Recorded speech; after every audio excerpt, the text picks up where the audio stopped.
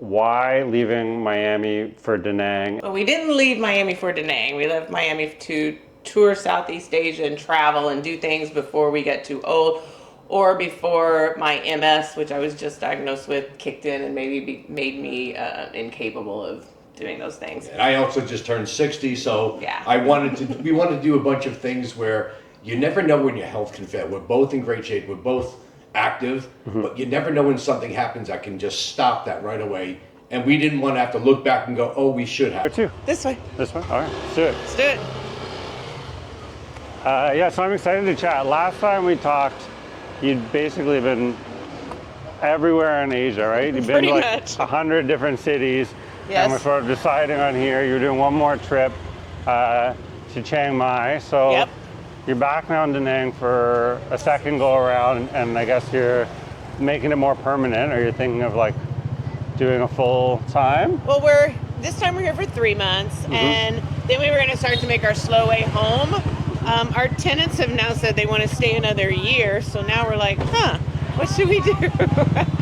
So I think we might stay in Da Nang an extra month, which means we would need to try our first border run, which we've never done, maybe have that experience. And then we still do need to get back to the States. We have stuff to do there. And then we'll figure it out from there. But I mean, it's looking more like we would come back here permanently, but maybe not for another year.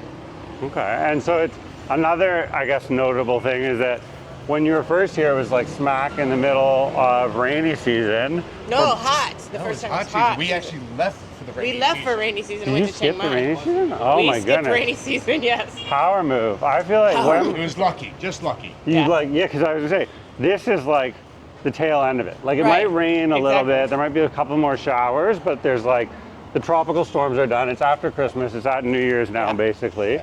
And it's sunny. You can noticeably see Yeah. there's more people back on the streets. There's more tourists out. Like out the meetup today. I don't know if you noticed that family. Your meetup is amazing. It's one of our favorite The meetups. NFL Monday morning, not Sunday night. Yes. Yeah. We're hardcore NFL fans, so that Yeah. all works. But it was really cool. We got to Chiang Mai, and we were like, we only planned to be up there for a couple weeks. And we were then going to go back down in southern Thailand to one of the islands, and it was just constant rain.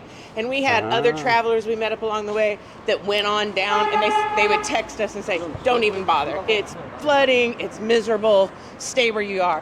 And we ended up doing the Mai Hong Son loop instead, rented a motorcycle for 9 days, and just traveled through the northern Thailand mountains. Insane. Incredible. Insane, yeah. We decided Incredible. instead of taking 3 or 4 days, because I said that's all it takes, Yeah. we planned on 9. So Nice. we could really go out and explore each little town that we went to. Is this Absolutely beautiful. Is this like up nearby in Pai? Like Yeah. So yeah, you start in Chiang Mai. You can then go to Pai, up around, and then end up in Doi Anthanan. We did the opposite way. Went to Doi Anthanan, up through Mai Hong Son, Uh-huh. up to this Chinese village, Bakran Thai, and then down through Pai. We going down here? Yeah, and Okay. Thong Tu. Yeah, so we're headed Very down fun one of the street. main walking streets here, which is just absolutely full of restaurants, bars, hostels, cafes. I mean, This is a great block to be on because once you get out of your apartment, you can just walk to everything, and you're not running around the place with a scooter. You're not trying to get a grab, and you're just here, and it's so cool to be down here, and it's not noisy at night. A lot of people think it's going to be noisy. Yeah, it's and not. stuff. Like used to Bikini Bottom, they would be open past midnight. Now they're usually done around 11:30. So by 11:30, it's pretty much quiet.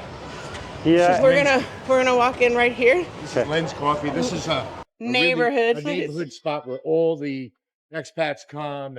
There's Lynn. hey Lam, what's up? So you see, they've got tables and chairs set up out here. But a lot of people that were at your meetup today come here Come and here and hang spend out the and have coffee, afternoon. yeah. Nice. So the owner is actually doing some work because we have work going on next door. So we're gonna have to go over his. Yeah, all good. Let's walk in. We can, if it's Yeah. noisy, we can just cut or whatever. No worries. Yeah, so it's cool. One of the really cool things about Da Nang for expats as a retirement community is that it is walkable. Like there's so few places in Vietnam, especially in the bigger cities, where you can live without either renting a motorbike or being on the back of a bike, right? Like, Absolutely. and because cars are terrible piece of traffic. Should I take my shoes off? No, that's fine. So one of the things that, as we were looking to stay here, was to find a high-rise like we had back in Miami. And then we found the magic of living in a neighborhood. And the neighborhood, and we're probably luckier than most, it's not just the accommodation. The landlords here like family. All the people in the area like family, so you're not feeling like you're an outsider and living in their town. Yeah. I always buy fresh flowers because I think it just makes the place look amazing, you know, and gives it a nice smell. I bought these 10 days ago, by the way, for $4.50. And look at them, they're still beautiful. Yeah, they're very beautiful. But it just gets color. Now look at this. Oh, My wow. landlord shows up. Mike was just talking about the landlord. The landlord shows up Christmas Eve and is like, Merry Christmas! And they don't even really speak English that well. And she brought me these lilies. They were all like this when she brought them to me, and now they're starting to open. Isn't that just gorgeous? Wow. Yeah, but they that's are just gorgeous. a testament to the Vietnamese people. They don't celebrate Christmas, but yet here they are showing up at my door saying Merry Christmas and offering this beautiful bouquet of lilies. And it was really nice because when the landlords, they were like, oh, do you always keep the place nice and there's flowers? When we came back from Chiang Mai and Chiang Rai, Northern Thailand, they had fresh flowers here for us when we came back. Yeah. Which is, again, it's just nice people here. Yeah. That's so sweet. Well, and so how did you give me the breakdown of how you went about your apartment search, how you actually found the place? The first time we came here, we were only here for 4 days, and that's when we realized this is one of those places we want to come back to. So instead of doing tourist stuff or enjoying ourselves, we just got out and hiked all day. We were staying in a hotel in Thong One, and we just decided to walk up and down all these roads, and we took pictures of signs that said apartment for rent, got the WhatsApp number, and just I mean, there's Facebook started calling people. Marketplace, we Literally. did all types of research, but ends up some of our efforts came back as fruit of our walking around to know what neighborhood we This wanted. place came because of taking a picture, apartment for rent out front. And so you can go be in those high rises and look at the stuff on all the marketplaces and the expat this and that and work with an agent, or you can just get out and hustle. Yeah, I mean, that's what I say in the like the Move to Vietnam Masterclass, the little 60-minute video that I sell to people, is that the best thing to do is to do a scouting trip, pick your area, and then once you've been on the ground and like walked around a place, because then you know, like, okay, I want to be in this 5-block radius or whatever, right? And that's true here in Da Nang and An Tung, or even in other cities, right? Like a city like Ho Chi Minh has 10 districts. It's not just like, do you like the city? It's like, which district do you want to be in? Because you can't, if you're looking online. We love District 1, but that's so far from everything else that if you're there for a week or two, you're not going to travel all the way to see the tourist sites. Exactly. Yeah. Okay, so let's do a little. Beautiful windows. You know, this is kind of like what in the United States we'd call a shotgun house almost, but beautiful windows of the outside. It's got a nice tiny little balcony. But it's enough place for us to It's go enough out place and have to a just glass sit of out. wine. Yeah, we just sit out. It's got its own little deck here, and we can just sit. We feel like we're part of the community. We'd be like, oh, hey, so and so, see, those are our friends walking by or whatever, you know. And it's also like there's such an instant community and people right here in Yes. An Tung that it's 100%. not isolating, right? Nope, 100%. You're never gonna feel this. I think the like sort of loneliness or whatever. If you go to one of the new condos, like say Sam Tower or something, Right. across you're getting extra amenities. You're getting nice building, but you got to drive, right? Like quite a few guys at the meetup just now are coming from Sam Towers Yeah, I saw or that. F Home, the other ones, those places in Hai Cho, and you can get a slightly better deal or a bigger place, but then it's a commute, right? Right. You're And that's instantly not what we want. Yeah, you're instantly a motorbike commuter So- by default. Let's talk about amenities. One of the first, I'm a big gym person.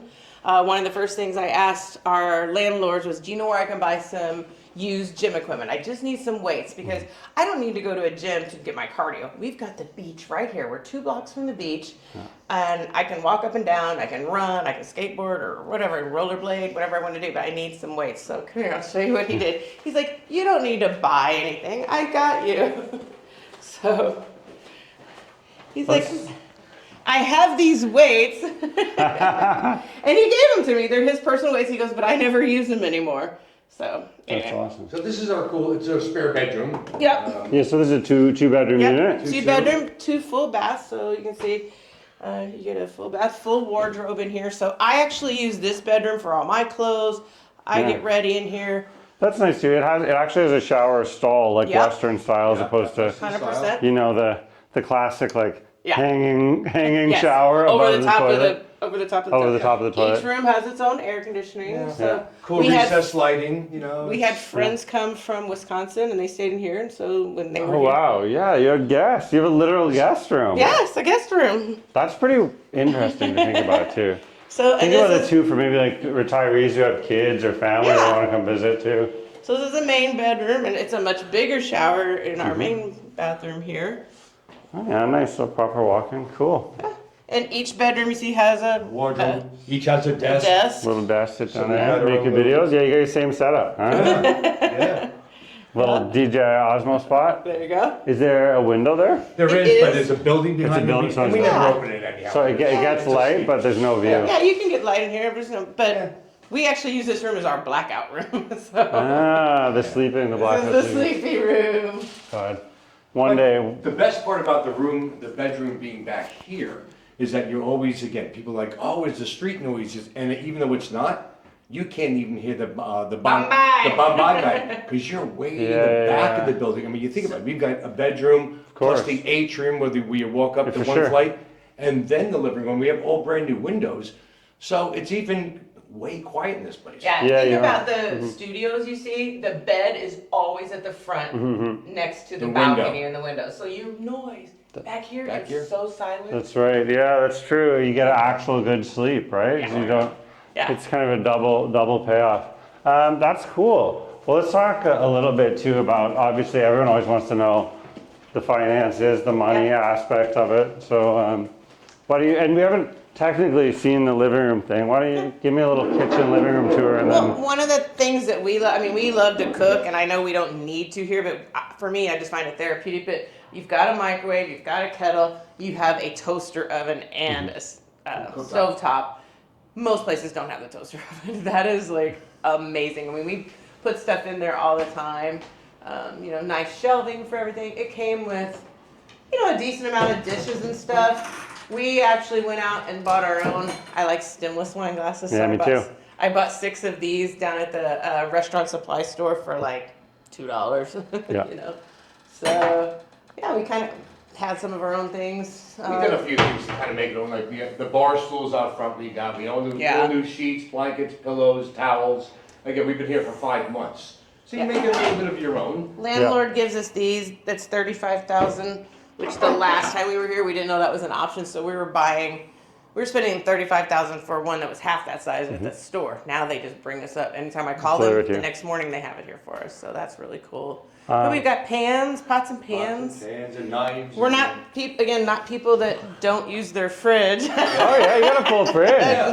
That's impressed. Gordon's takeout freezers with pizza, frozen mugs. I mean, ice cream, beer mugs, Need a milk, frozen Schweppes. tiger mug. You got some cheese in there. I love it too. You have all the Western regulars that are so expensive. Cheese so expensive. Red wine so expensive because they're imported, of But here's course. the best part. Look, we've got a couple pieces of pizza left over. We're in a hotel. You can't throw them in a toaster oven Very to reheat them. So actually. most of our cooking is reheating, or we just decide to do something. Or not only, I've tried twice now. These are my rice noodles. I made my own broth. No. I, sauteed my own mushrooms. I've got kale in here. I've got cilantro. It's more ambitious than me. We love to cook, so even though it's cheaper to go out, sometimes we just want to be Yeah. home. And I just enjoy having a glass of wine and chopping up all the vegetables. I like doing my Western things that I miss, and like preparing them for my kids too. Like even simple things, right? I like making like mac and cheese Yeah. or grilled cheese, or like tomato soup, or like whatever, spag and meatballs, like all that kind of stuff. Why don't you, let's have a seat, and then you will just talk about. So I'll cut this out, but basically, Hey, no, but hang on. I just want to say something to what you said. You can cut that out too. I love that you're saying you make your kids Western stuff because here I am in Vietnam trying to make Vietnamese.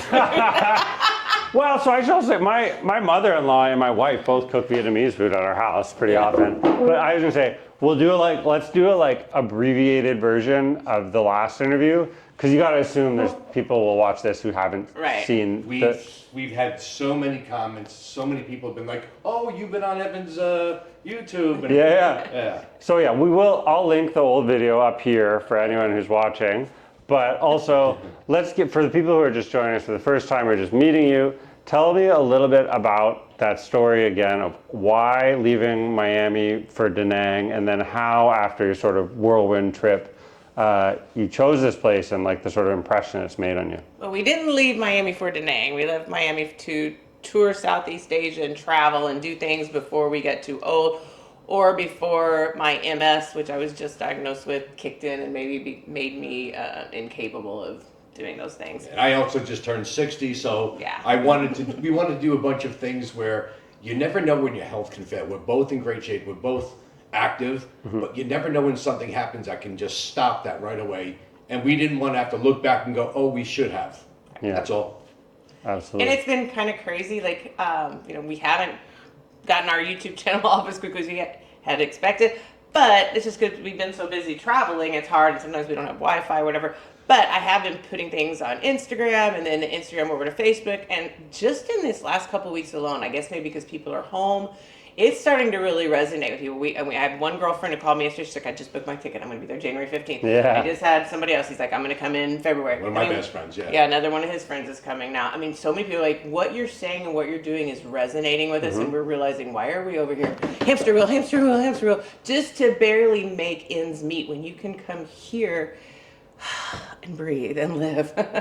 So that's one of the things that I find almost worrisome is when I see videos that I think are a little too clickbait, or like people saying they're living on too little money. I think, isn't the whole point to relax, right? The point for me is, it's not just that I like don't want to have a career, don't want to work, or want to retire early. It's that I wanted to have less stress. Yes. And spend more time with my kids. That's it. Quality of life. Right? That's It's not about like a physical, material thing that I could get in there versus here. It's about how I spend my time, and I'm just like, it's impossible to explain. Like it's Christmas time, right? So all my teacher friends, including you just saw a really good friend of mine from Saigon, who's up here with his family from Saigon, who I worked with at a school for years, and I can explain to him like the logistics of what I do every day. But I can't actually tell him like, bro, like I'm just so much more relaxed. Yeah. Like I'm just not stressed out. So What stress? Our stress level has gone down so much. I mean, look, I just went in and got, I don't think I had done this last time, or maybe I did, a new MRI.